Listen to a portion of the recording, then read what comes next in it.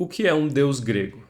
Essa pergunta parece muito simples e a gente vai encontrar na internet muitas vezes, em vídeos ou textos sobre o assunto, uma apresentação dos deuses gregos sem sequer se questionar, né, o que é efetivamente um deus grego.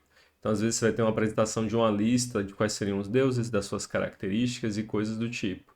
A gente não vai fazer isso aqui hoje, mas muito pelo contrário, a gente vai tentar analisar efetivamente o que é um deus para aqueles que acreditavam na religião grega antiga, né, do período arcaico, do período clássico e do período helenístico da Grécia Antiga. E, apesar de parecer muito simples, essa pergunta, como a gente vai ver, é muito mais complexa. E o deus grego, o que é uma divindade para os gregos antigos, é uma coisa que a gente não vai conseguir entender completamente, uma coisa meio paradoxal. Ele é muitas coisas ao mesmo tempo. Para quem não me conhece, meu nome é Danilo Vila, eu sou doutor em grego antigo pela USP, e essa aqui é uma série de vídeos de introdução à religião grega. Esse é o terceiro vídeo dessa série. Os vídeos são relativamente independentes uns dos outros, então vocês podem ver em qualquer ordem. A gente tem uma playlist aqui do lado que vocês podem usar para acompanhar os vídeos, caso vocês tenham interesse. Esse é o terceiro vídeo e durante essa série nós estamos lendo o livro do Robert Parker e eu convido a vocês a lerem junto comigo. A gente está agora no terceiro capítulo do livro, exatamente sobre os deuses gregos. O nome do capítulo é Analisando os Deuses Gregos. E é exatamente isso que a gente vai tentar fazer nesse resuminho que eu fiz para vocês do capítulo do Parker. Vamos lá. À primeira vista, parece auto-evidente. Um deus grego, o que ele é, né? Você vai olhar no mito, por exemplo, os mitos de Apolo, ou você vai olhar na representação artística do deus Apolo, você vai ver um ser, uma divindade. Um ser que é muitas vezes uma versão idealizada dos mortais, né? Tanto na sua capacidade, então os deuses geralmente são muito mais habilidosos em tudo que os mortais fazem.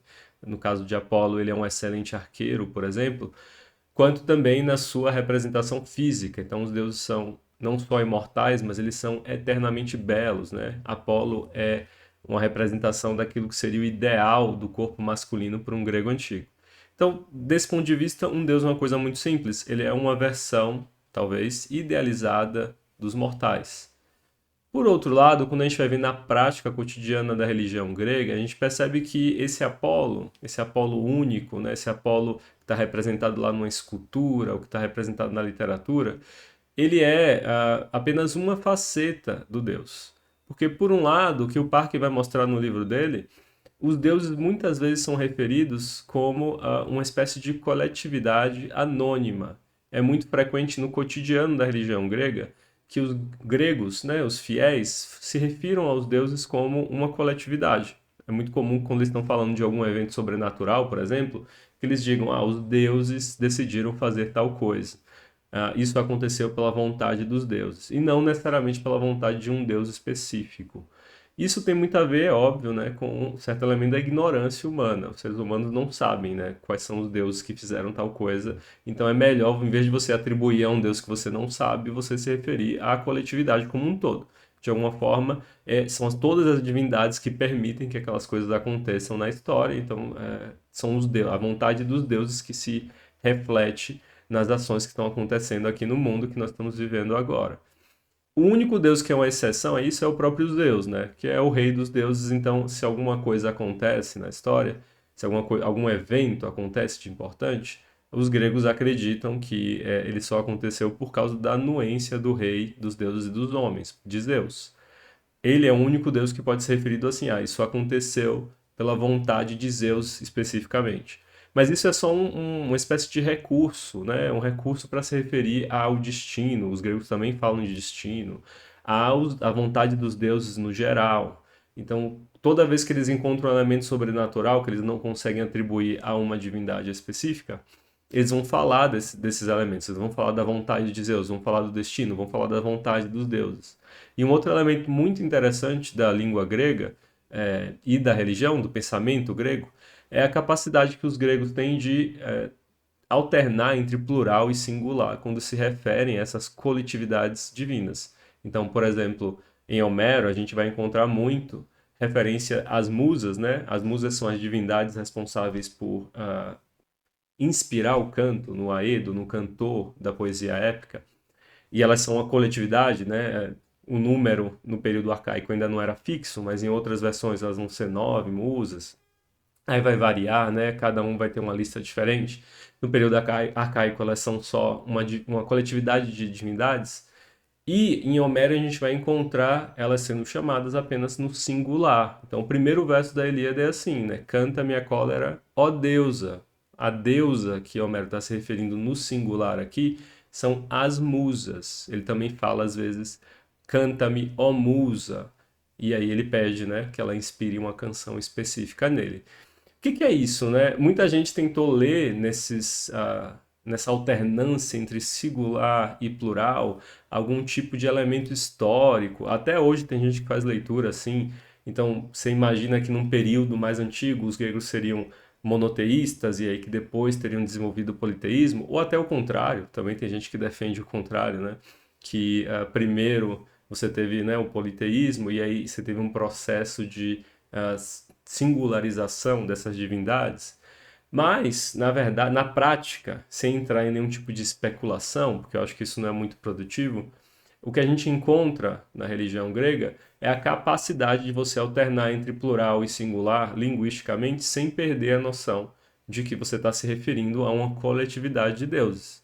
Então, quando os gregos falam, isso é muito comum. Ah, isso aconteceu porque o Deus quis. O que eles estão querendo falar aí, esse o Deus, não é Deus monoteísta que a gente acredita, ou que a nossa sociedade costuma acreditar, mas é os deuses. É como se fosse a musa que Homero se refere lá na Ilíada. Ele está falando da musa, mas ele está se referindo às musas. Isso é uma capacidade que a língua grega tem de alternar entre singular e plural. Em alguns grupos de divindades isso acontece, não só com as musas e os deuses, mas outras, como as erinhas também, são chamadas assim, elas podem alternar entre singular e plural. Isso é interessante, né? Então, por um lado, o deus Apolo, que a gente está olhando assim como exemplo de deus dos gregos antigos, ele raramente ele vai ser referido como Apolo no singular. Muitas vezes ele vai aparecer na coletividade, né? Dentro dessa noção de os deuses, ou o deus, usando esse singular que os gregos gostam de usar. Por outro lado, na prática do culto, ele não vai ser cultuado dentro dessa coletividade anônima, né? Muito pelo contrário, ele vai ser cultuado de uma forma muito específica. Só que ele não vai ser cultuado apenas como Apolo. Isso é uma coisa muito curiosa da religião grega, que as pessoas às vezes não conhecem. Um grego, ele não é fiel de Apolo, ou fiel de Zeus, ou fiel de Ártemis. Ele não é devoto de Atena. Ele é fiel, ele é devoto de um deus associado a um ou mais epítetos, que são títulos do deus. Então ninguém cultua Apolo. As pessoas cultuam Apolo Délfico, por exemplo. Elas cultuam, não, ninguém cultua Zeus, pura e simplesmente. As pessoas cultuam Zeus Basileus, né? Um epíteto de Zeus que é o Zeus rei, Zeus real. Ninguém cultua Atena, as pessoas cultuam epítetos específicos de Atena, ou de Ártemis, ou de Hera. Todo culto ele é organizado ao redor dessas figuras com seus epítetos específicos. Isso já começa a expandir a nossa noção dos deuses gregos, porque a pergunta fundamental que a gente vai ter aqui é até que ponto um deus grego ele é uma coisa só? Até que ponto ele é muitos deuses, né? Até que ponto os gregos concebiam um deus como muitos deuses diferentes, que vão ter cultos diferentes e por aí vai. E a resposta a essa pergunta é que não existe resposta, ou melhor dizendo, que as duas coisas são verdade. Por um lado, se você perguntasse a um grego, e a gente tem muitos registros, né, textuais disso, se você perguntasse a um grego, vem cá, tem um Zeus ou tem mais de um Zeus? Como é que é isso? Ele diria basicamente que só existe um Zeus, só existe um Apolo, uma Ártemis e por aí vai. Não tem vários Apolos. Contudo, o que a gente vai ver na prática é uma espécie de fragmentação da figura divina. Ainda que reflexivamente os gregos entendessem que só existia um Deus, na prática do culto, o que a gente tem é uma figura divina que vai se fragmentando, se dividindo em várias versões diferentes. E às vezes versões que são muito incompatíveis entre si. Se não incompatíveis, elas são muito diferentes umas das outras, né? A historinha que eu gosto sempre de contar é uma história muito legal, muito interessante. Está lá no Xenofonte, num livro do Xenofonte chamado Anábasis.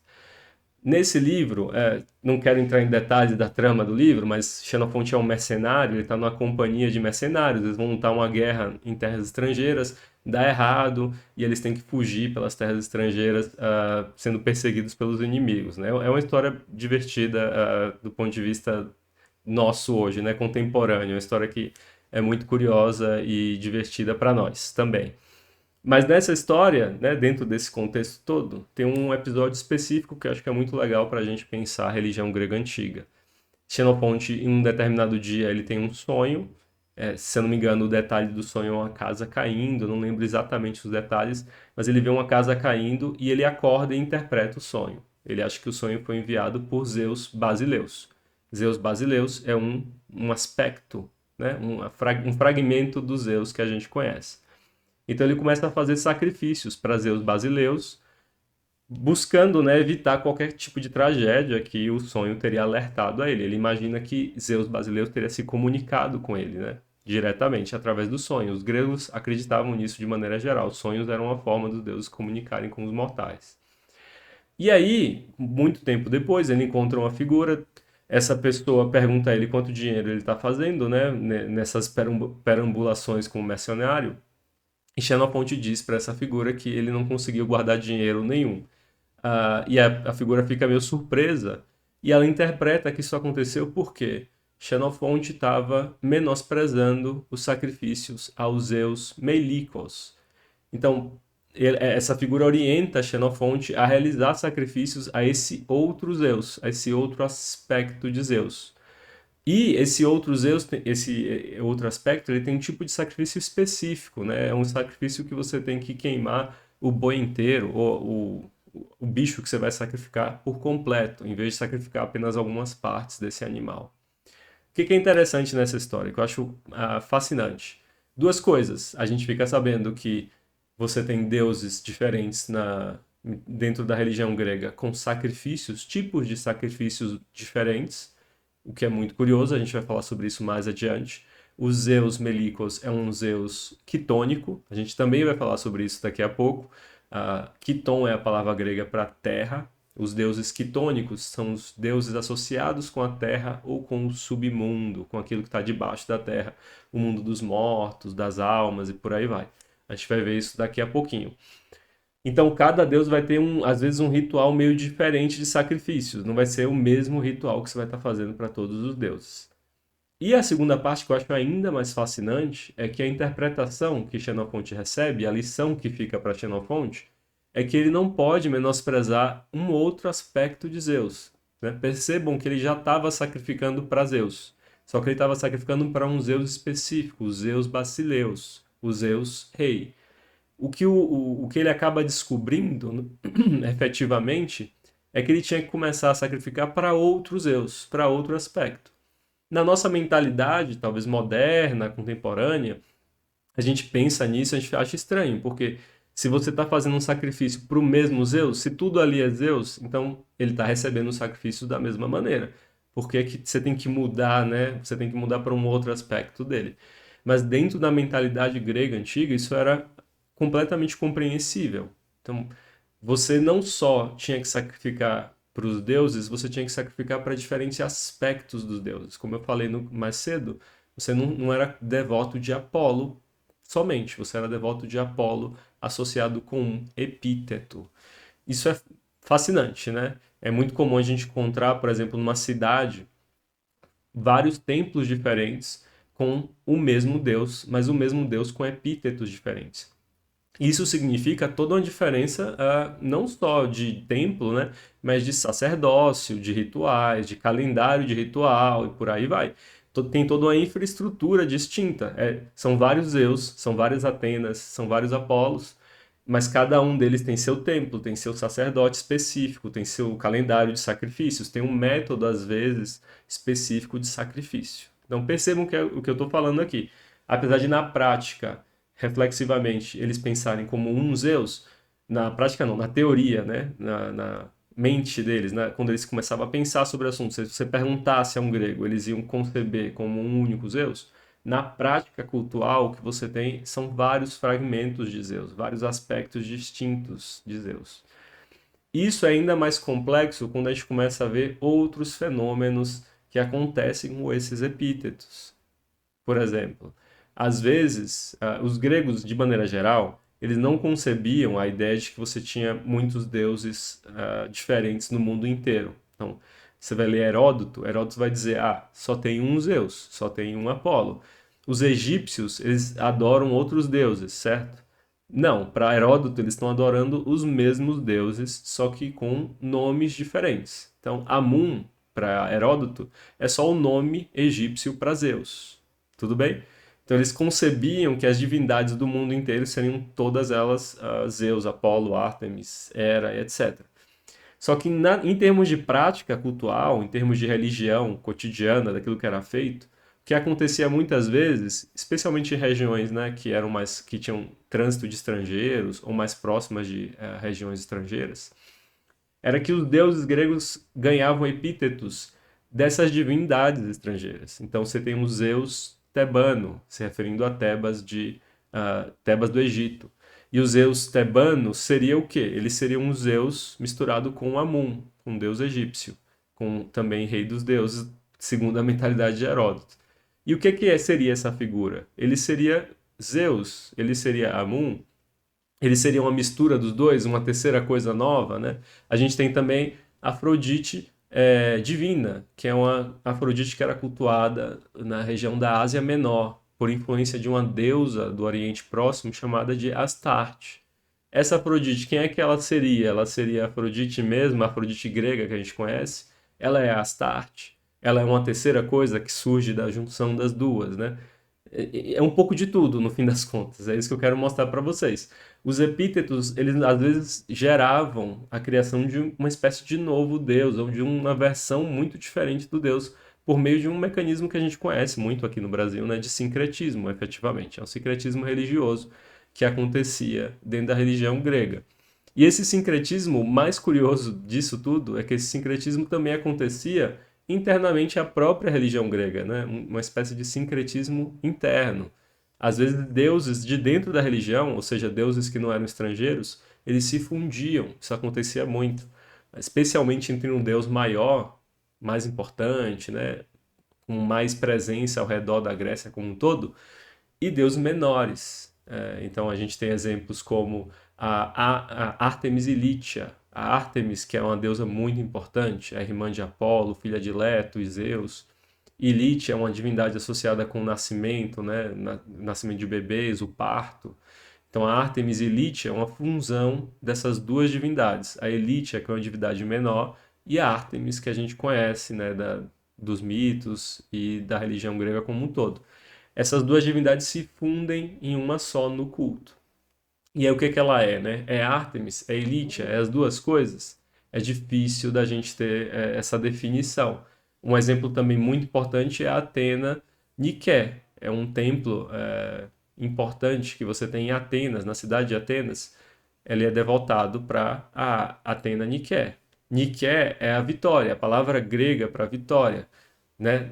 A Nike, que vocês conhecem, né? A empresa de sapatos se chama Nike por causa da palavra grega para vitória. E, além de ser a palavra grega para vitória, era uma personificação divina. E Vitória era uma deusa que representava a vitória, vitória bélica, por exemplo. Então, a Atena Niké é uma mistura dessas duas deusas que cria uma divindade nova. Tudo bem? E aí, o que é isso, né? Você está cultuando quem? Você está cultuando a Nike ou está cultuando a Atena? As duas coisas meio que misturadas. Um exemplo muito importante disso, que às vezes as pessoas acham que é mais antigo do que efetivamente é a junção entre Apolo e Hélios, o Sol. Então, Apolo e Hélios, a partir do quinto século AC, começam a ser concebidos na religião grega como uma coisa só. Antes disso, eles eram relativamente separados. Na Ilíada, Apolo e o Sol são coisas diferentes. A partir do século V, você vai ter essa junção entre os dois e também a junção entre Ártemis e a Lua, Selene. Então, Ártemis e Selene vão meio que se misturar e virar alguma coisa só ou uma nova coisa que é a mistura das duas. Beleza? Então, quando a gente pensar o que é um deus grego, você pensa em Apolo, é muito difícil você pensar esse Apolo na prática cotidiana da religião grega, apenas como Apolo. Ele aparece como Apolo na representação artística, na literatura, nos mitos. Na prática religiosa, ou ele é parte de um coletivo anônimo de deuses que interferem na vida humana, ou ele aparece com esses epítetos que vão fragmentando a sua persona divina, que vão, às vezes, gerando novos deuses a partir da fusão de deuses diferentes, a partir da influência estrangeira, né? Novas divindades estrangeiras vão se misturando com as divindades gregas, ou a partir até mesmo da fusão de Apolo com alguma divindade da própria religião grega, algum tipo de sincretismo interno da religião grega. Então, o Deus, ele é um e é muitos ao mesmo tempo. Uma demonstração bastante interessante dessa fragmentação da persona divina a gente encontra nas representações desses diferentes deuses.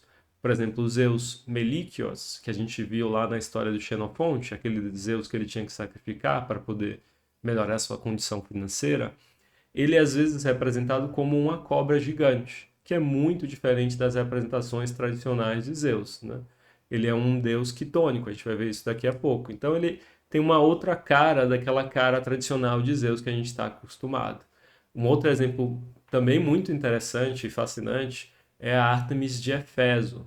Éfeso tinha um templo gigantesco na antiguidade, era das sete maravilhas da antiguidade, que era dedicado a Ártemis lá na cidade de Éfeso. E esse templo está destruído, infelizmente, né? A gente só tem, acho que, uma coluna no meio do nada desse templo, que é uma pena. Mas a gente tem uma representação da deusa Ártemis, que costumava estar lá dentro do templo. E nessa representação ela parece ter muitos seios. Tem uma discussão aí, se aquilo ali realmente era uma representação de muitos seios ou se eram outras coisas que estavam no peito da deusa Ártemis. De qualquer forma, na própria antiguidade, algumas pessoas já interpretavam aquela representação como uma representação de uma deusa com muitos seios, o que é muito diferente também da Ártemis que nós estamos acostumados, ainda que aquilo ali não seja efetivamente uma imagem de seios múltiplos. De qualquer forma, é uma representação atípica, que remete muito mais a certas divindades do Oriente, né? Divindades femininas do Oriente. Então, a gente tem essa variação da persona divina por meio das representações artísticas desses deuses de culto. Além disso, um outro fenômeno que eu acho fascinante e que o Parker traz lá no terceiro capítulo é a ideia de que alguns templos lá na Grécia Antiga cultuavam deuses sem que você tivesse nenhum tipo de consenso entre os fiéis de que deuses eram aqueles. Então, você tinha um templo, você tinha sacrifícios, você tinha rituais, tudo bonitinho, como a gente está acostumado a pensar a religião grega antiga, mas você tinha uma divergência acerca de quem era o deus que você estava cultuando. Então, às vezes ele tinha só um nome, ou tinha um nome meio genérico, e algumas pessoas achavam que era um deus X, outras pessoas achavam que era o deus Y, e por aí vai. Isso é fascinante, né? As pessoas faziam culto, faziam sacrifícios, participavam do culto daquela divindade, sem ter certeza de que divindade era aquela efetivamente. Tudo isso para mostrar como é complexo o cenário dos deuses gregos antigos, diferente do que a gente está acostumado a ver de uma maneira muito mais estabilizada, muito menos fragmentada quando a gente começa a ler as histórias, principalmente no mito sobre os deuses. De qualquer forma, ainda que a gente tenha essa fragmentação do panteão grego, os gregos mesmos, eles acreditavam que esse panteão fosse um panteão estável, isso que o Parker vai trazer. Que apesar de ser uma ilusão, acreditar num panteão estável, essa era uma ilusão ou uma crença que os próprios gregos antigos tinham. Então, a partir do século 6 AC, você vai ter aquelas listas, vão começar a circular listas dos 12 deuses olímpicos, os 12 deuses maiores, a gente diria, os 12 deuses mais importantes, que nunca vão ser as mesmas para diferentes cidades. Cada cidade tinha os seus 12 deuses olímpicos. Então a gente não tem efetivamente uma lista de 12 que seria pan-helênica, né? Pan significa tudo, helênica é o termo que os gregos usam para se referir a si mesmos. Os gregos não se chamam de gregos, eles se chamam de helenos, e a região que eles moram é helênica, né? Então, pan-helenismo ou pan-helênico é algo que é abrangente por toda a Grécia, aquilo que a gente chama de Grécia. A gente não tem uma lista assim, permanente pan-helênica de quais seriam esses 12 deuses, porque cada região, cada cidade tinha a sua própria lista. Ainda assim, o Parker consegue fazer uma lista aproximadamente ali de 11 deuses, que seriam os deuses mais importantes e que a gente encontra culto basicamente em todas as regiões da Grécia. Basicamente todas as cidades têm alguma representaçãozinha desses deuses, que vocês provavelmente já conhecem, de vocês verem vídeos ou de consumirem cultura pop. Esses são os deuses mais famosos. Então, Zeus, Apolo, Ártemis, Hera, Atena, Dionísio, Hermes, Deméter, Heracles, né, ou Hércules, como vocês conhecem, Poseidon e Hestia, que é uma divindade que talvez vocês não conheçam, mas ela era muito importante. Divindades menores, elas, apesar de não terem talvez um culto pan-helênico, ainda assim elas podiam ter culto bastante expressivo ao redor da Grécia como um todo. Então a Elítia, que é aquela divindade que eu falei para vocês do parto, ela podia ter culto mais expressivo. Os Dioscuri, os irmãos gêmeos, né, de Helena, também podiam ter culto mais expressivo. E a Hecate, por exemplo, outro exemplo, uma divindade que está lá na Teogonia de Hesíodo, também podia ter um culto, se não pan-helênico, pelo menos um pouco mais expressivo que outros deuses. Curiosamente, alguns deuses muito importantes do mito e da nosso imaginário geral da cultura grega apareciam bem menos do que a gente esperaria em cultos concretos, né, na prática cultural de uma cidade. Ares, por exemplo, deus da guerra, que muita gente conhece, que está lá na Ilíada, aparece bastante. Ele não tem tanto culto quanto a gente imaginaria. Hefesto, que é um dos meus deuses favoritos, né? Na Ilíada ele constrói o escudo de Aquiles, ele é o deus ferreiro, que constrói as casas dos deuses no Olimpo.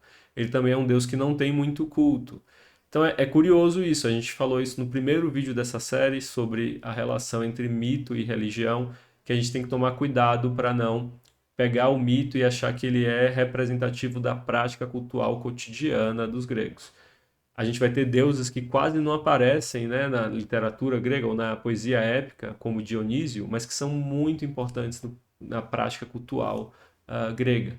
A gente vai ter deuses que são importantes para o mito, né, como Ares, como Hefesto, que em termos de culto, efetivamente eles aparecem muito pouco. Eles são pouco cultuados comparado com a sua importância dentro da mitologia, como a gente conhece.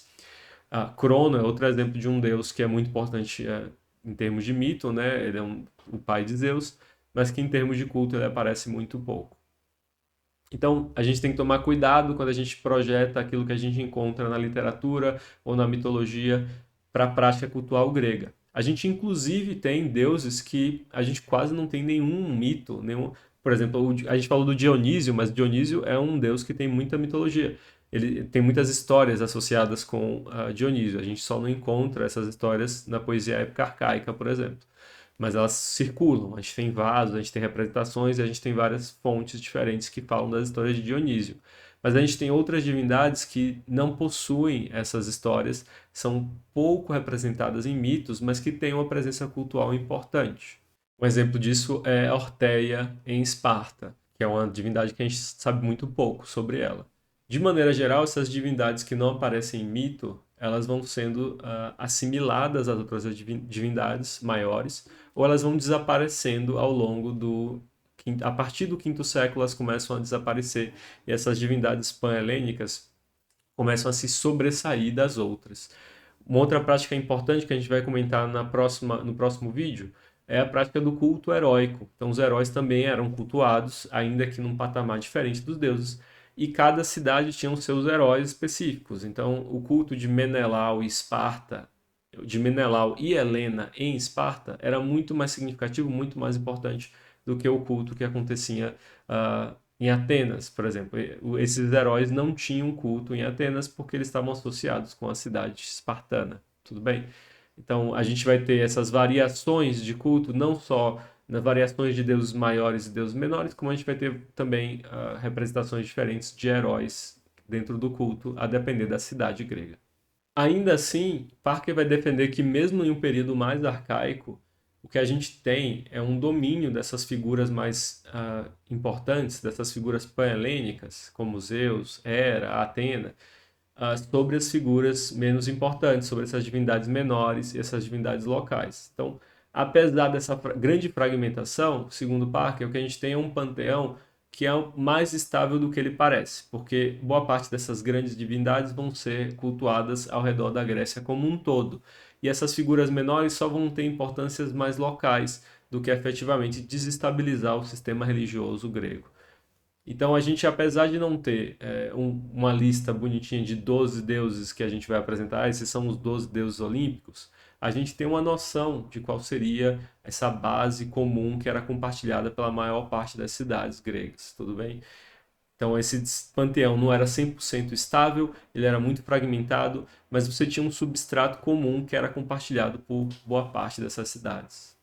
E é claro, né, se você acompanha os vídeos aqui de religião grega ou outros vídeos aqui do canal sobre literatura, você já sabe que tudo que eu falar aqui sempre vai ter alguma linha teórica que vai discordar, né, algum acadêmico, algum pesquisador que vai ter suas próprias opiniões divergentes. Então, a Parker vai dizer que algumas pessoas discordam dessa noção de estabilidade, defendendo a ideia de que ou que os gregos acreditavam em deuses muito diferentes, em um momento mais arcaico, e com o passar do tempo eles foram se estabilizando naqueles deuses que a gente conhece, ou que você tinha divindades locais, provavelmente de povos que não eram gregos, né? Os gregos não são naturais da Península Grega, eles imigraram para lá, e que o contato entre as divindades gregas mais antigas e essas divindades locais criariam novos seres, né? Novas divindades. Parker vai dizer que essas hipóteses elas são muito difíceis de serem completamente falsificadas, né, de você provar completamente que elas são falsas, mas ao mesmo tempo elas são extremamente especulativas, porque a partir da evidência que a gente tem, a evidência textual, as inscrições, a literatura, as representações em vaso, não parece para a gente que havia uma diversidade muito grande, pelo menos a partir do período arcaico, de divindades no panteão grego. Então, a gente tem que tomar muito cuidado com essas hipóteses muito mirabolantes de que os gregos tinham divindades completamente diferentes e que foram se estabilizando nas versões que a gente conhece. É óbvio que isso pode ter acontecido, mas provavelmente por muito mais tempo e muito mais antigo do que a gente tem registro. Porque a partir dos registros escritos que a gente tem, essas formas que a gente já está acostumado a pensar a religião grega já estão mais ou menos estabelecidas, tá? Então a gente tem que tomar muito cuidado com essas teorias, às vezes mirabolantes e altamente especulativas que a gente vê não só na internet, não só o pessoal comentando, mas até dentro de círculos acadêmicos. Muita gente defende certas coisas muito ousadas a partir de pouquíssimas evidências, evidências muito né, fragmentadas, muito interpretativas, que não parecem dar conta daquilo que a gente tem. Outra coisa que a gente precisa fazer também é expandir a nossa noção de Deus grego para além daquelas figuras antropomórficas que a gente está acostumado a lidar nos mitos ou nas representações artísticas. Os deuses gregos não eram apenas homens idealizados ou mulheres idealizadas. Os gregos também cultuavam uma série de fenômenos naturais e de uma maneira às vezes muito significativa. Então, por exemplo, os gregos cultuavam ventos. Eu não sei se vocês sabiam disso, mas os gregos tinham nomes para ventos diferentes, a depender da direção que o vento vinha. Eu não vou lembrar todos de cabeça, mas o Zéfiro, se não me engano, é o ocidental, o Bóreas é o vento que vem do norte, o Notus é o que vem do sul, e aí eles tinham vários nomes para cada uma das direções, né, das nossas direções norte, noroeste, nordeste, leste e oeste. E esses ventos, eles não só tinham nomes, como eram divindades. E eram divindades que tinham um culto até significativo, né? Em Atenas, a gente tinha um templo para um dos ventos. A gente tem sacrifícios específicos para ventos. Tem um sacrifício muito curioso que o Parker descreve em uma cidade grega, que eles pegam um galo branco quando um vento está muito forte, está destruindo as vinhas e tal. Eles pegavam um galo branco, cortavam no meio, corriam ao redor das vinhas que eles estavam querendo proteger, e aí voltavam até o ponto original, enterravam o galo branco, e aí o sacrifício estava completo para amenizar o vento e proteger as plantações deles. Então é muito curioso essa coisa do culto ao vento. A gente está muito acostumado a pensar os deuses gregos como seres humanizados, né? Como deuses humanizados. Só que o que a gente tem dentro do culto grego, dentro da religião grega, é uma diversidade de coisas. Não só ventos tinham culto na Grécia Antiga, rios também eram cultuados. Um pouco menos do que os ventos, apesar dos rios serem até mais presentes na mitologia e na literatura, mas você também tinha cultos a rios, geralmente os rios locais. Então, se tinha um rio, né, que era próximo da sua cidade, era normal você ter culto àquele rio, fazer sacrifícios aos rios e às vezes até colocar o sacrifício dentro do rio, né? Você entrega ao rio o sacrifício que você está fazendo, pedindo alguma coisa para ele.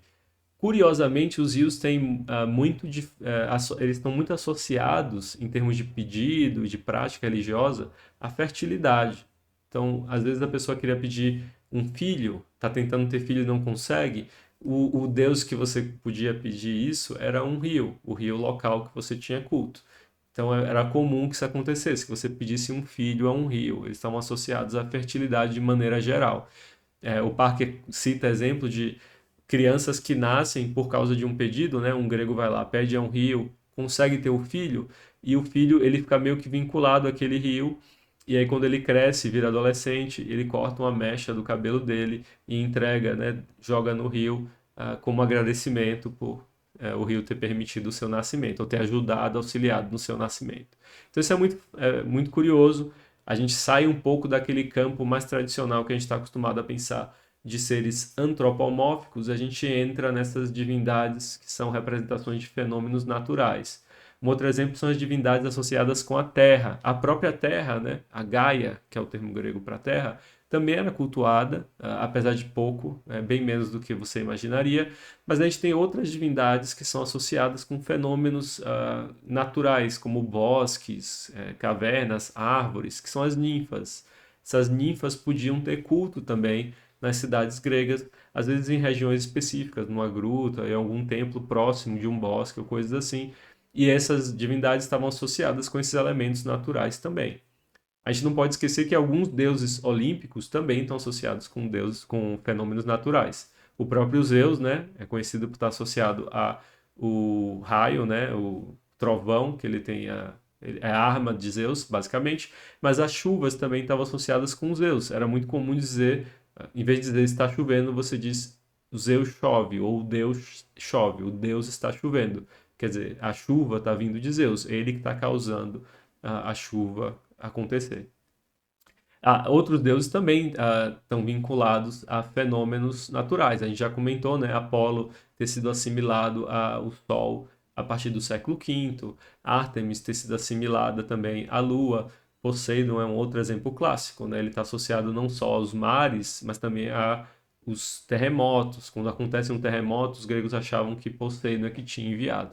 Alguns deuses olímpicos não tinham nenhum tipo de vínculo com fenômenos naturais, mas é interessante a gente pensar também que mesmo os deuses altamente antropomórficos, como os deuses olímpicos, também estavam vinculados a certos fenômenos naturais.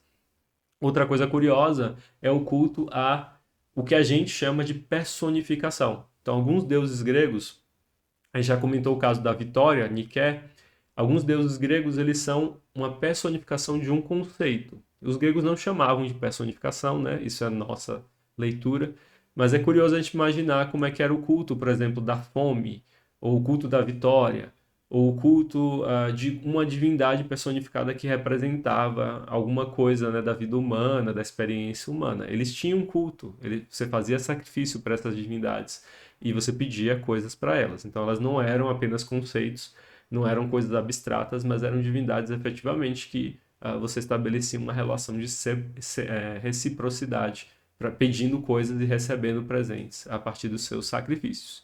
Então, a gente tem que expandir um pouco mais a nossa concepção de Deus grego para além dos deuses antropomórficos, para incluir também todos esses fenômenos naturais e esses conceitos que são abstratos e que estão aí representados de uma maneira personificada no culto grego.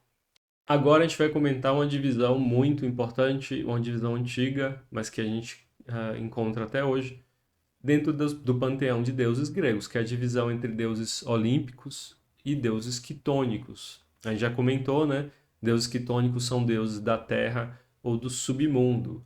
Parker vai comentar que existem quatro tipos, basicamente, de seres quitônicos no pensamento grego de modo geral. O primeiro tipo são os mortos. Os mortos, de maneira geral, são considerados como seres quitônicos, o que faz sentido. O segundo tipo são os heróis, que a gente não vai comentar muito hoje. Vai ser o vídeo da próxima semana, da semana que vem, o quarto vídeo da série. O terceiro tipo são as divindades propriamente quitônicas, então divindades que vivem ou são associadas ao submundo efetivamente.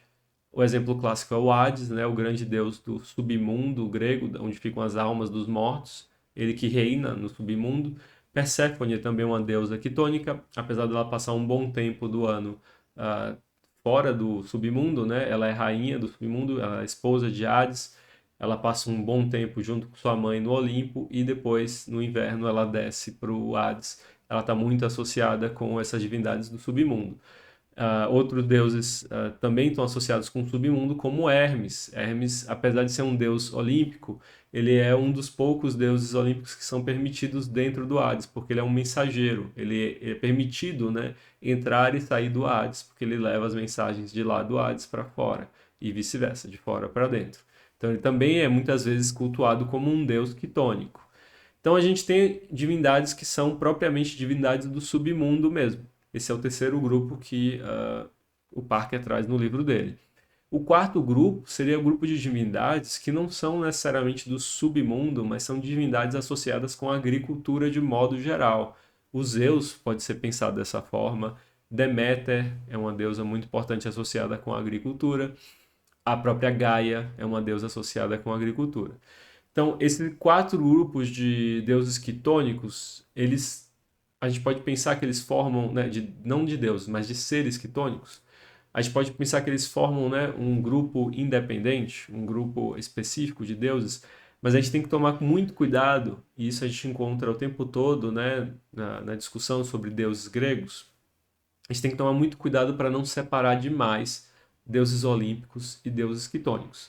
Não são dois grupos completamente incapazes de se assimilar, né? Dois grupos que são completamente incompatíveis entre si. Muito pelo contrário. Então a gente deu o exemplo aqui, né, do próprio Zeus. Zeus, que seria o deus olímpico por excelência, ele tem aspectos quitônicos. Então você tem um epíteto de Zeus, você tem epítetos, mais de um de Zeus, que estão associados com o submundo. Você tem um Zeus quitônico, você tem um Zeus catactônico, que talvez seja o próprio Hades. É difícil de saber se o Zeus do submundo é um aspecto de Zeus que reina no submundo ou se o Zeus do submundo é Hades, né, que seria o rei dos deuses dentro do submundo. A gente tem o Hermes, é um exemplo clássico de um deus olímpico que também é um deus quitônico. Então, a gente tem que tomar muito cuidado para não criar uma distinção muito grande, radical entre esses dois grupos de deuses. De qualquer forma, em algumas práticas religiosas, alguns deuses quitônicos são muito mais vinculados, né, estão muito mais ligados entre si. E o exemplo clássico disso que o Parker traz é na bruxaria, na magia associada com maldição. Quando você quer amaldiçoar alguém, quer rogar uma praga, geralmente você faz numa tabuletazinha, numa pedra de madeira, algum material, você escreve a sua maldição, o seu feitiço negativo, e você enterra esse material em algum lugar próximo do submundo, de alguma forma, seja em covas, né, em regiões de túmulos, ou seja em algum lugar que é tradicionalmente associado com o submundo de alguma maneira. E geralmente nessas pragas que você escreve, nessas maldições que você escreve, você chama pela ajuda de algum deus quitônico propriamente. Então, o exemplo mais clássico é a Perséfone, ela é uma deusa que é muito citada para esse tipo de maldição, e o próprio Hermes é também muito citado para esse tipo de maldição. Então, a gente tem uma concepção dentro da própria mentalidade grega, você tem a concepção entre dois grupos de deuses, mas eles são um pouco mais flexíveis do que pode parecer à primeira vista. Você pode ter deuses que ocupam os dois espaços simultaneamente, tudo bem? Então, tomar cuidado para não dividir demais esses dois grupos. Uma outra questão que eu achei muito interessante, porque, como o Parker traz lá no livro dele, é uma coisa que até pouco tempo atrás a gente tinha uma noção muito diferente do que efetivamente era. O que eu estou falando aqui? O sacrifício. Eu comentei a vocês no começo do vídeo, eu falei sobre o sacrifício dos Zeus Melíqueos. Então, Parker vai dizer que não existe um sacrifício para os deuses olímpicos e um sacrifício para os deuses quitônicos. Foi como eu aprendi na minha graduação, quando eu estudava grego antigo na UFBA, na minha graduação, eu aprendi dessa forma. Eu achei que era assim, que você tinha um sacrifício típico dos deuses, né, celestes, dos deuses de fora do submundo, e um outro sacrifício para os deuses quitônicos. Só que Parker vai dizer é que os deuses quitônicos eles têm uma variedade de sacrifícios. Você não tem um só, você não tem um ritual só para os deuses quitônicos, mas você tem vários tipos diferentes de rituais que podem oscilar de várias maneiras, né? Eu não sei se o Parker vai detalhar o sacrifício em outro capítulo, mas só para dar uma noção para vocês que talvez não conheçam os detalhes, né? Mas sem entrar em detalhes demais, porque até eu tenho curiosidade de aprender mais sobre esse assunto. O sacrifício típico, o sacrifício mais tradicional da cultura grega antiga é aquele dos olímpicos. Então, o que que você faz? Você mata um animal, você pega a carne que você vai preparar para comer, para você se alimentar, e você separa gordura e osso do animal, e essa gordura e esse osso você coloca numa pira. Essa pira vai queimar esse material, vai virar uma fumaça que vai subir para os céus, e essa é a parte dos deuses do sacrifício. O ato de abater o animal sacrificialmente, ele tem uma série de elementos específicos que a gente vai deixar para comentar depois, à medida que o Parker for discutindo esses assuntos. Então tem todo um ritualzinho de abater o animal e aí você separa a carne que você vai comer. Então você faz um churrasco com a carne do animal para você comer com todo mundo que está lá presente no sacrifício. E aí tem uma parte que você queima para enviar para os deuses. O que Parker vai mostrar é que os sacrifícios quitônicos, eles são levemente diferentes dessa prática, mas eles não têm um padrão que é o mesmo para todos os deuses quitônicos. Então, você pode ter o sacrifício de um animal inteiro, então, ao invés de você separar a gordura e o osso, você pode matar o animal todo ou queimar o animal inteiro. Você pode ter, em vez de você queimar e subir a fumaça para o céu, você pode cavar um buraco no chão e aí jogar o sangue ou o que você está sacrificando no chão, né, numa espécie de buraco. E aí você tem essas pequenas variações de como você vai tratar o animal. Às vezes você tem variação do tipo do animal. Então, para um deus quitônico tem que ser um tipo específico, de uma cor específica, não pode ser qualquer cor, diferente dos deuses olímpicos, que geralmente você pode sacrificar qualquer animal. Por aí vai. Então, é só ter cuidado para entender que você não tem um único tipo de sacrifício para os deuses quitônicos, você tem uma variedade de versões, digamos assim, de variações do sacrifício mais tradicional associado com esses deuses do submundo. E tomar cuidado para não pensar esses deuses como uma versão muito radical, muito diferente, radicalmente diferente dos deuses olímpicos. A gente tem uma flexibilidade relativamente grande. Alguns deuses ocupam os dois grupos e eles oscilam entre si. Às vezes, um mesmo deus pode ter um epíteto olímpico e um outro epíteto quitônico. E aí vai ter cultos diferentes, ele vai ter atribuições diferentes, ele vai influenciar de maneira diferente a vida dos seus fiéis, tudo bem? Então, isso é um aspecto muito importante da religião grega. Os próprios gregos pensavam nessa divisão. A gente tem um trechinho de Isócrates, se eu não me engano, em que ele comenta que você tem dois grupos de deuses. Um grupo que seria os deuses olímpicos, que são os deuses bonzinhos, né, os que trazem benesses para os mortais, e um outro grupo que é melhor não nomear, segundo Isócrates. E é interessante porque alguns deuses associados com o submundo são mal vistos ou são representados de uma maneira muito cautelosa. Por exemplo, na Ilíada e na Odisseia, o Hades não aparece, por exemplo. E os deuses parecem não gostar dele. Ele é um deus odioso, porque ninguém gosta da morte, né? O Hades é exatamente o rei do submundo, onde ficam os mortos, né? E fica longe da luz do sol. Enfim, tudo que os deuses olímpicos gostam não está lá. Então, os deuses do submundo, eles podem ter um aspecto um pouco mais sinistro, um pouco mais negativo, associado com pragas, etc. A gente tem que tomar cuidado para não cair em duas coisas, dois problemas que às vezes acontecem com esses deuses do submundo. Por um lado, para não demonizar esses deuses, eles não são diabos, né? Eles não estão associados com o inferno cristão, de maneira alguma. Não existe essa concepção dentro da religião grega. Por outro lado, tomar cuidado para não dizer também, como eu já vi muita gente falando, que eles são deuses como quaisquer outros, né? Que o Hades é igual a Zeus, ou que eles não têm nenhuma diferença. E isso não é bem o caso, muito pelo contrário. Os gregos tinham uma série de superstições associadas com esses deuses do submundo, certos cuidados e medos, né? Evitar dizer o nome, por exemplo, para não atrair a morte, coisas assim que mostram que esses deuses do submundo são um grupo específico e separado, né? Ainda que muito flexível, ainda que muito aberto, comparado com os deuses olímpicos. Então, Muito cuidado para a gente não tentar hipercorrigir o cristianismo, a leitura cristã do paganismo antigo, e acabar, né, produzindo uma outra versão hipercorrigida e incorreta da religião grega. Às vezes você tinha pessoas que eram supersticiosas e tinham, assim, cuidados e medos com esses deuses do submundo, ok? E aí a gente chega na última parte do vídeo, que é exatamente quando o Parker vai tentar, olhando para um deus, tentar fazer sentido de todas esses fenômenos, dessa fragmentação, dessa diversidade de epítetos, etc. e tal. Ele vai trazer o grande exemplo do estruturalismo religioso, né? Do estudo estruturalista da religião grega. O estruturalismo é esse grande movimento do século XX que afeta uma diversidade de áreas, tanto da antropologia quanto da linguística, dos estudos literários, e também provocou suas marcas no estudo da religião grega. Você tem talvez os textos mais bonitos e mais interessantes sobre religião grega foram escritos por estruturalistas franceses, né? O Vernon, Detienne. Você tem grandes textos dessa escola estruturalista tentando tratar os deuses e entender como é que esses deuses funcionam. O que é o estruturalismo, como é que ele funciona, de que maneira ele muda o nosso entendimento dos deuses e quais são os problemas de a gente usar o estruturalismo para entender os deuses gregos. É isso que o Parker vai tentar falar nessa seção final do capítulo dele e que a gente vai discutir agora.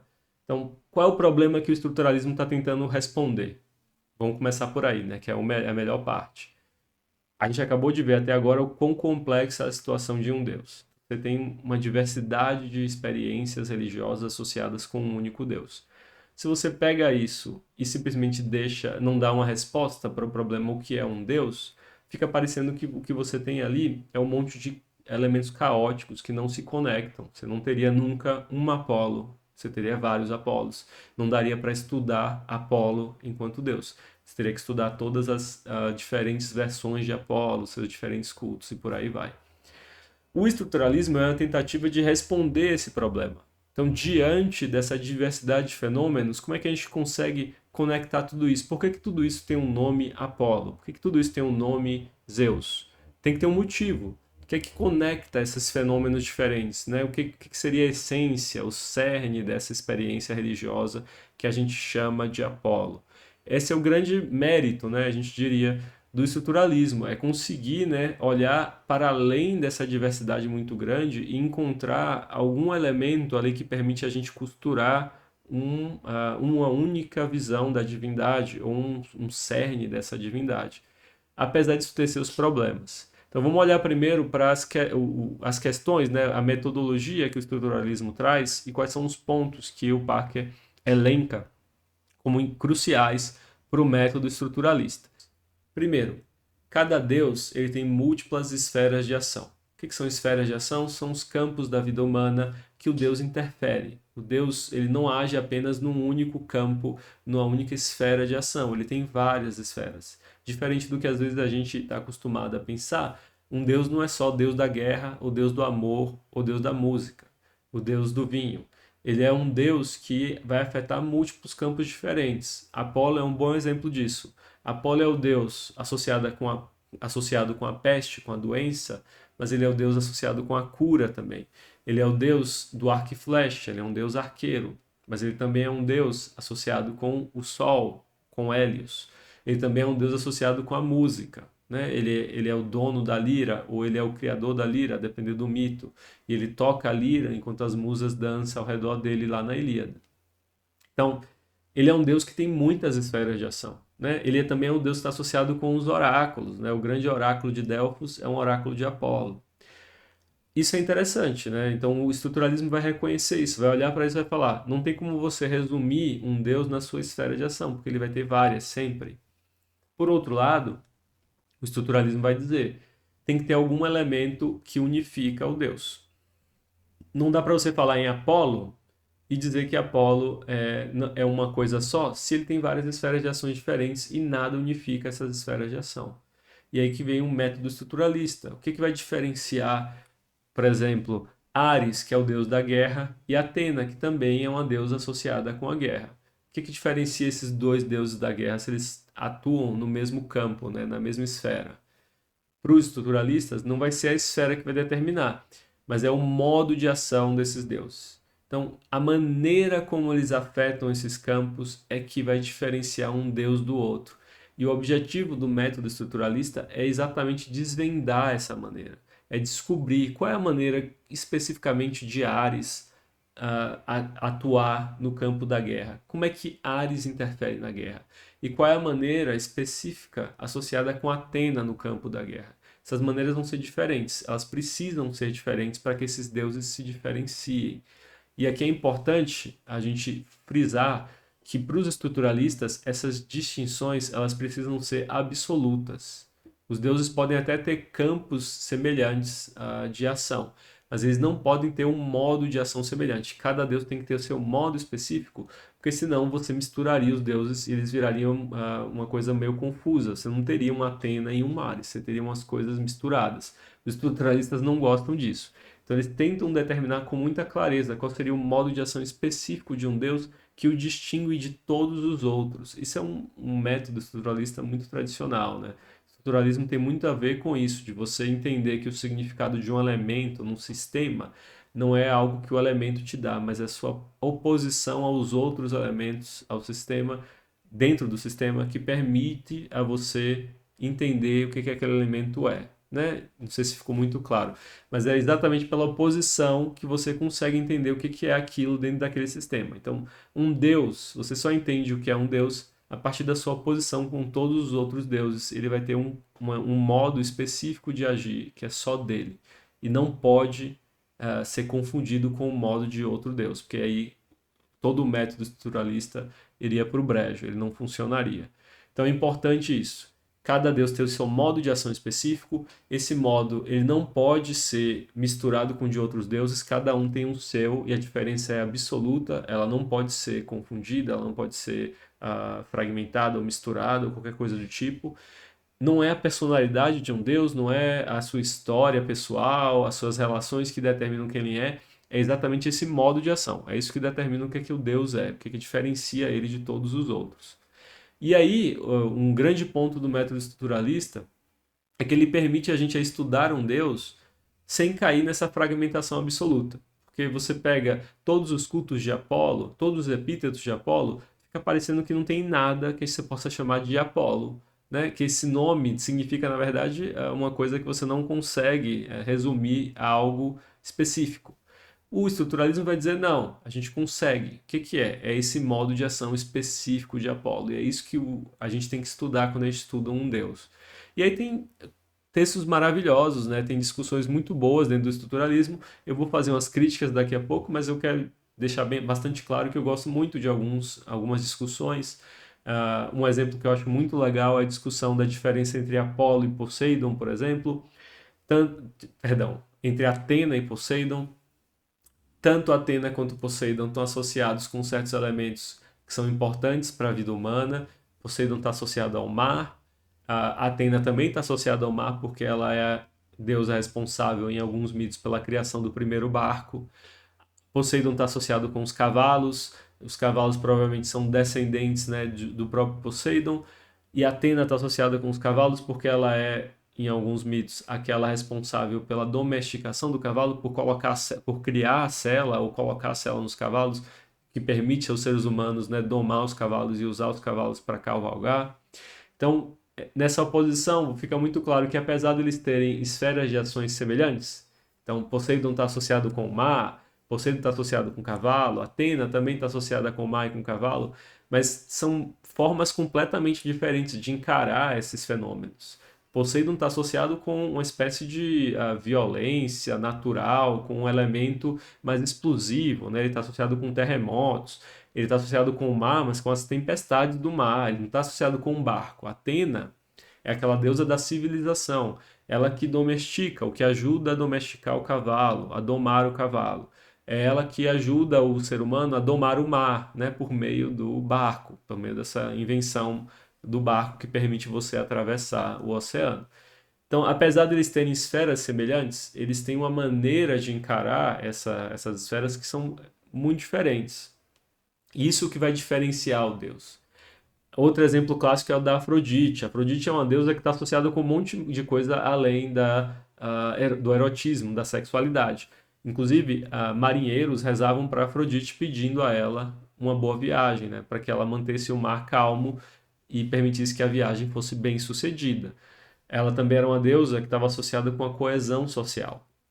Então, alguns aspectos de Afrodite, alguns epítetos, estavam associados com a paz entre uma sociedade, num povo dentro de uma cidade. Tudo isso são esferas de ações distintas do erotismo, da sexualidade, mas está tudo associado com a capacidade de Afrodite de certa forma, amenizar ou de domar, de controlar, né, de uma maneira sedutora, certos elementos sociais ou naturais. Então, ela é capaz de fazer uma viagem se tornar tranquila porque ela tem esse poder dela, né, de seduzir, de certa forma, metaforicamente, os mares. Esse poder dela de tornar o convívio social mais interessante, mais alegre, mais pacífico, tem muito a ver com essa sua capacidade de persuasão. Então é uma deusa que tá, mesmo quando ela não está associada com a sexualidade, ela traz esse elemento da persuasão, da pacificação, da amenização, que é bem propriamente dela, né? Então, é isso que os estruturalistas vão fazer. Vão pegar um deus, vão ver todos os elementos do culto, todas essas versões, os mitos diferentes e tentar assegurar especificamente qual seria o modo que aquele deus age dentro de uma sociedade. Isso é muito legal, isso tem seus méritos, permite a gente a sair um pouco dessa fragmentação, desse caos total que a gente viu até agora nesse vídeo. Só que isso também tem seus problemas, né? Que a gente vai comentar agora. Os problemas do estruturalismo, eles surgem exatamente das coisas que o estruturalismo tenta resolver. Então, essas divergências, esses fragmentos, esses elementos que a gente vem conversando até agora, muitas vezes vão dificultar que a gente encontre, né, o que seria exatamente esse meio específico de ação de um deus. O que é que tem a ver, por exemplo, os Zeus meilíquios, que a gente comentou até agora várias vezes, que é o Zeus quitônico, que é uma grande cobra, né, na sua representação artística. O que é que ele tem a ver com o Zeus real, o Zeus monárquico que a gente está acostumado a pensar, por exemplo? Atena seria a deusa da inteligência, né, da civilização, da capacidade tecnológica de produção de artefatos tecnológicos, mas ela também é a deusa do grito da guerra, né? Ela especificamente está associada com o grito de guerra. O que tem a ver uma coisa com a outra, né? Inteligência na ação bélica tem a ver com um grito de guerra. A gente estaria acostumado a pensar nessas questões da guerra um pouco mais viscerais, como associadas a Ares, o deus da guerra que a gente conhece. A Atena estaria associada com um lado mais da inteligência da guerra, da estratégia, da tática e por aí vai. Mas em alguns casos, a gente vai encontrar cultos de Atena que estão vinculados a esses aspectos também viscerais. Então, a gente sempre encontra exceções. Esse que é o problema do método estruturalista, né? A história e a prática a prática de fato do culto e da religião sempre encontra exceções, sempre encontra outros meios de quebrar o modelo estruturalista, infelizmente. Às vezes você lê um texto estruturalista, né, os textos do Vernon e tal, e eu, pelo menos, acho tudo muito bonito, eu queria até que fosse verdade aquilo ali que ele está dizendo, mas o problema é que você sempre encontra, quando você vai ver, estudar casos específicos, você sempre encontra exceções. E isso é que gera um dos grandes atritos no modo estruturalista de pensar, né, a religião grega antiga. Além disso, o modelo estruturalista, ele é quase uma catedral, assim, é muito bem estruturado, né, como já diz o nome, e ele é bem montado, mas ele não permite muitas variações, ele não permite muitas inovações. Então, para o modelo funcionar, de maneira geral, você precisa ter essas oposições e cada deus tem que ter seu campinho muito bem determinado de ação e por aí vai, né? O seu modo de ação tem que ser muito bem determinado. Só que isso, no limite, impediria qualquer tipo de alteração histórica, né? Os deuses eles não ficam lá no seu quadrado muito específico, mas ao longo da história eles vão se modificando, eles vão se transformando. Um deus incorpora aspectos de outros deuses, às vezes. A gente já falou, né, de sincretismo, tanto com outras religiões quanto com deuses da própria religião grega. E aí, como é que funciona esse modelo estruturalista em que cada deus tem o seu quadrado, quando você tem uma inovação religiosa que faz com que um deus absorva as práticas ou o nome de outro deus? Como é que funciona esse modelo estruturalista a partir do momento que isso acontece? Porque parece que aquela diferença que precisava ser absoluta deixa de ser, né? Um Deus acaba se misturando com outro Deus, virando uma terceira coisa que não é nenhum nem outro. Então, o estruturalismo tem uma dificuldade muito grande de lidar com mudança, com inovação histórica, com influência de deuses de outras regiões, né? Deuses estrangeiros dentro do panteão grego, por aí vai. O modelo é muito bem encaixado, é muito bonito, é muito bem estruturado, mas é um modelo que ele não pode ser alterado muito. Se você mexe qualquer coisinha naquelas variáveis, ele se parte, ele se quebra, porque as diferenças entre os deuses precisam ser absolutas, senão para de funcionar todo o método estruturalista. Então, por mais que eu goste da ideia e por mais que eu goste dos textos lá do Vernant, do Etienne, na prática a gente vê que é muito difícil de você determinar exatamente qual é o modo de ação de um Deus. E que um Deus, na verdade, ele não tem um único modo de ação porque ele muda ao longo da história, ele se transforma, ele adquire novos aspectos, ele absorve aspectos de outras divindades dentro do panteão grego ou fora dela e por aí vai. Então, é muito difícil você criar esse modelo específico do que seria Apolo, do que seria Atena mesmo com toda a revolução que foi o método estruturalista dentro dos estudos de religião, de antropologia, eu concordo com o Parker, né? Essa crítica aqui é do Parker especificamente, mas eu concordo com ele que no fim das contas o estruturalismo não consegue dar conta de todos os fenômenos complexos que a gente encontra no estudo de um deus grego. E é importante a gente deixar muito saliente também que o estruturalismo ele meio que reduz o deus grego a uma função, né? Uma espécie de ideal platônico, né? Ele é esse modo de ação, etc. E isso meio que elimina ou apaga toda a história do Deus. Um Deus, no panteão grego, ele não é só um modo de ação. Um Deus, ele tem uma história. Ele é geralmente filho de tal Deus, né? Ele é neto de um outro Deus. Ele tem relações familiares. Ele tem um lugar que ele ocupa. Ele tem histórias e mitos associados com ele que vão mostrar uma personalidade. Ele vai ter filhos. Esses filhos vão fazer coisas. Enfim, você tem uma rede de relações interpessoais entre os deuses que são construídas a partir do mito e da arte, que não são contempladas geralmente pelo estruturalismo ou são contempladas apenas como reflexos desse modo de ação. É como se um deus fosse apenas essa coisa abstrata, que seria o modo de ação, mas ele não é o pai de não sei quem ou a filha de Zeus. Esses aspectos mais pessoais não são levados em consideração e isso gera uma série de problemas, né? Um deus dentro do panteão grego, ele é mais do que uma função abstrata. Ele não é também apenas as suas relações interpessoais e tal, mas isso também é um aspecto importante do estudo da religião grega. Então não dá para a gente eliminar tudo isso e transformar o Deus apenas nessa coisa mais platônica, mais idealista do seu modo de ação. Depois dessa discussão toda, desse caos todo, eu queria, na verdade, terminar o vídeo com uma citação do Parker para a gente fazer sentido dessa fragmentação tão grande que a gente tem estudado até o momento. Então, eu vou citar para vocês o texto do Parker, abre aspas, né? A tentativa de atribuir coerência lógica ao politeísmo é uma empreitada sem futuro, mas essa incoerência o tornou mais flexível como uma ferramenta para lidar com a diversidade da experiência. O que é que isso quer dizer, né? Então a gente às vezes pensa nessa incoerência de certos fenômenos dentro do politeísmo, esse paradoxo, né? Um Deus é um, ele é muitos, essas diferenças de culto, etc.